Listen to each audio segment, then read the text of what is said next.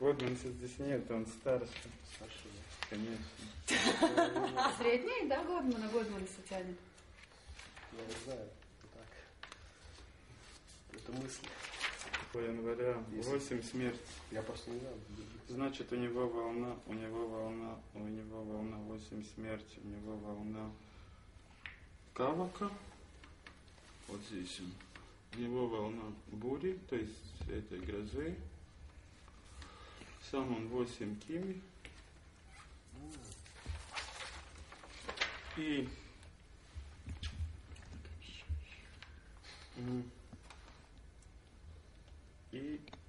отношения с властью. Опа! Он прямо звезда. Народу нравится. Если десятка на власти. Ты представляешь? Кинозвезда, блин. Отношения с властью ламы. Ему бы этим быть, как его, шоуменом. Шоумен. С кого у нас народ любит из политиков? Скажи мне. 8 июня 76-го. Ива, скажи, кто? Вы мне угадаете, вот здесь кто дирижирует парадом? Угадаете, кто дирижирует с парадом? А смотрите, как интересно. Смотрите, этот Кими. Видите Кими? 8 Кими. Вот.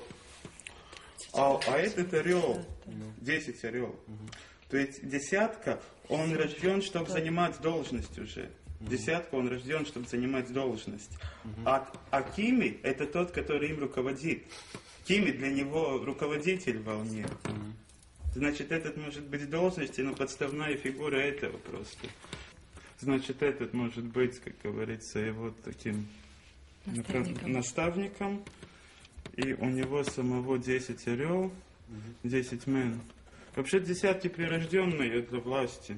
Но орел он слишком ментальный, он можно сказать. Помнишь Олега? Ну да. Профессор. Он профессор по власти. Это значит отношения с властью, он сам десятка. У него власть самое место. Так. И последний, 62-й. И последний, 62-й.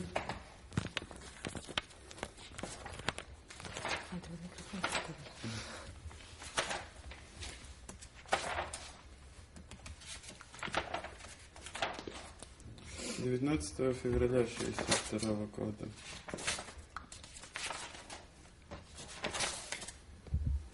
Ну, дорогие мои, 13-я вибрация, парень.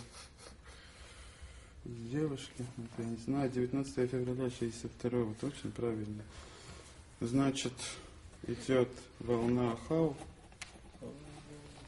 Значит, идет сам он 13 эб. Я знаю еще одного человека, знаю 13-й вибрации, но это не он с политиков, потому что тому я знаю. Это надо. 13 эб, сам отношения с властью по Мулику идет. Счетовод Мулик еще по власти. Ну, сейчас начнем. Это я просто включил, потому что здесь я в Excel могу и рассчитать, и в будущее сразу увидеть, если растянуть таблицу. Jo, mēs varam tagad izdarīt tādu stēlu, ka mēs atstājam tevi.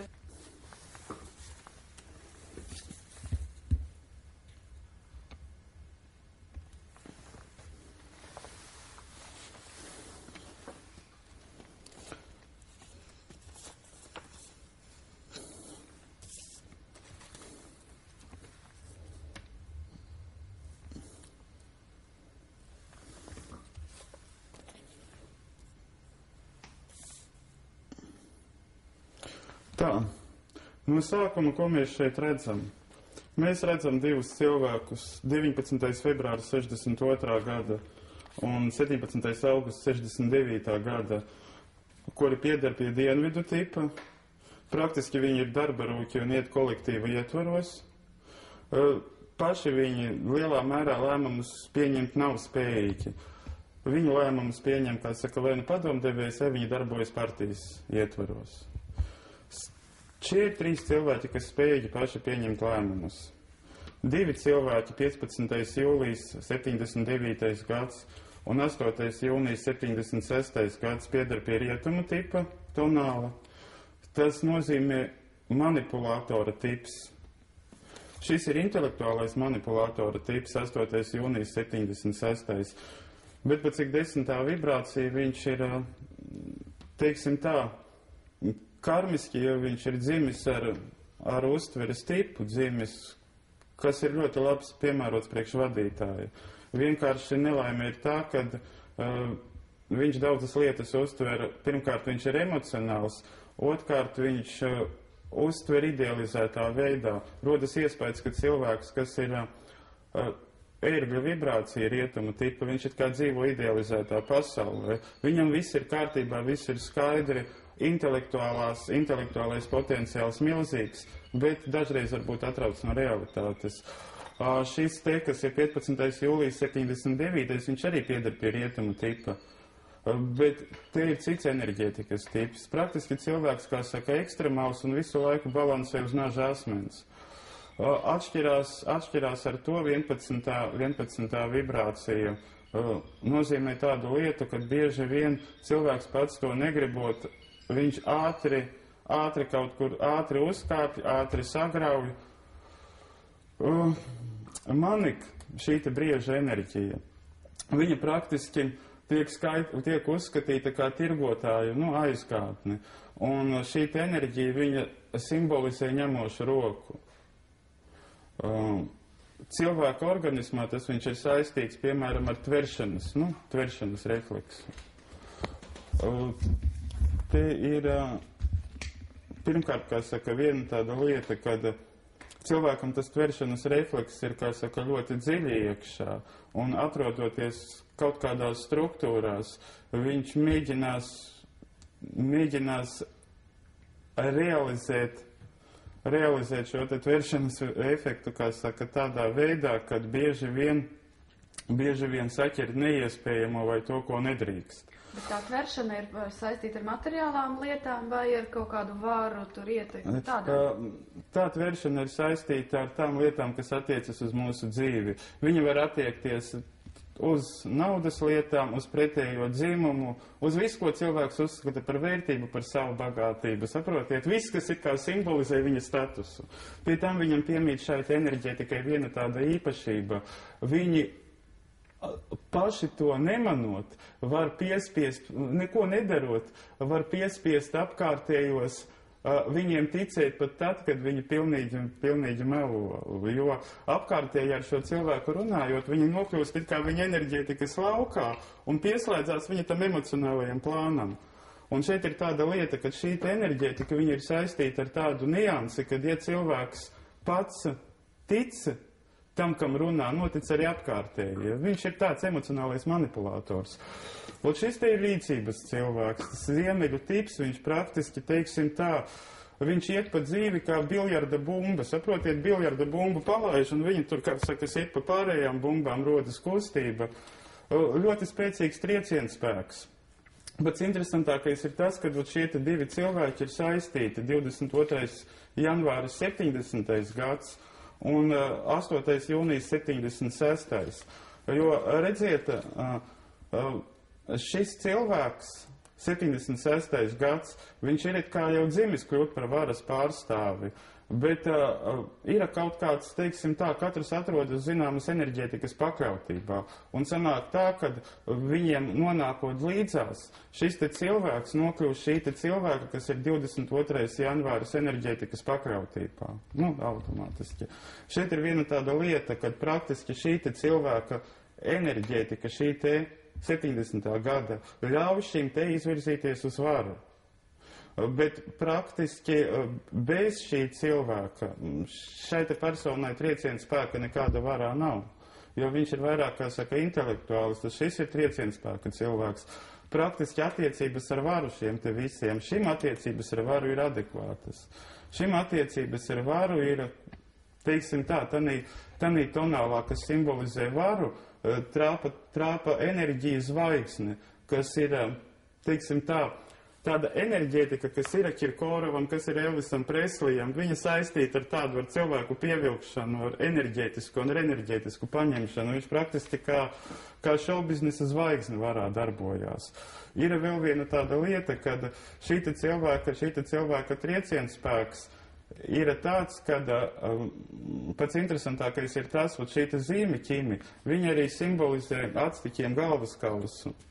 Galvaskauss ir viscietākā vieta cilvēku organismā. Praktiski saka, šāds cilvēks ar pieri var sienas pārsist, bet viņš nekad neuzbruk, nedara to uzbrukošā manierē.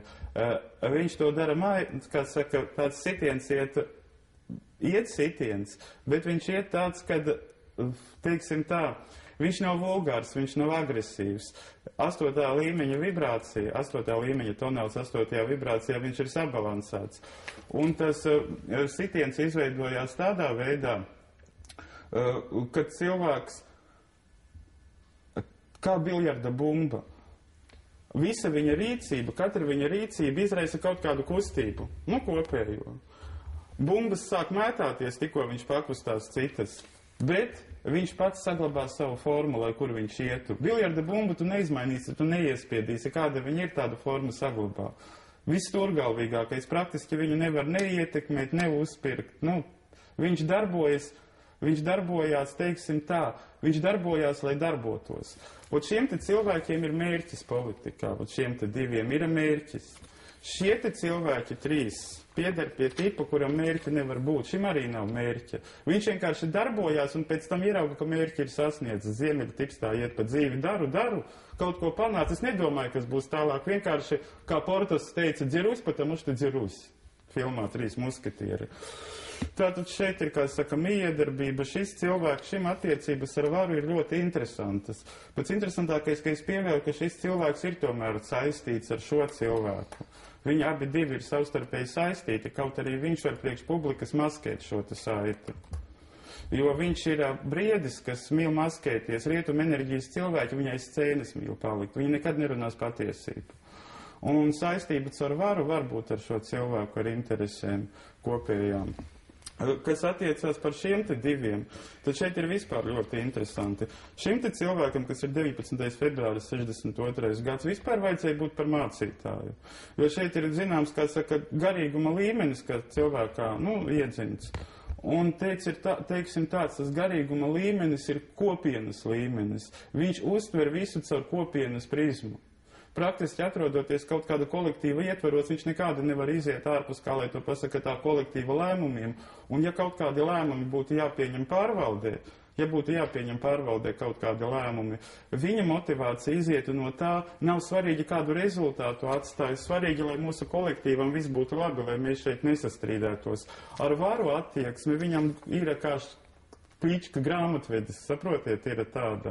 Viņš, teiksim, tādā veidā, kad viņš izskatās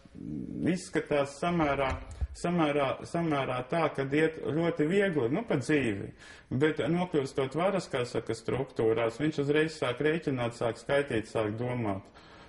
Bet bieži vien tā rēķināšana ir, teiksim tā, kad attieksmes ar varu ir, kā saka, tādas. Šiem te cilvēkiem šim te cilvēkam vara ir enerģijas izpaudums. Ļauj izpausties viņa enerģijā, ļauj spīdēt. Šim te cilvēkam vara ir izaicinājums. Šim te briedim izaicinājums, spēja pierādīt sevi. Šim te cilvēkam vara ir misija. Šim te cilvēkam vara ir, vēlreiz sakus, iespēja parādīt savas zināšanas, ko, diemžēl, ir viena tāda lieta, ka, ja būs slikts kolektīvs, viņš savas spējas parādīs, ja būs cilvēki apkārt labi, tas ir, lai labi parādīsies, slikti ne, jo viņš piemērosies kopējai. Šis cilvēks ir ļoti, kā saka, interesants ar to, ka praktiski no visiem 5, tas ir 69. gads 7.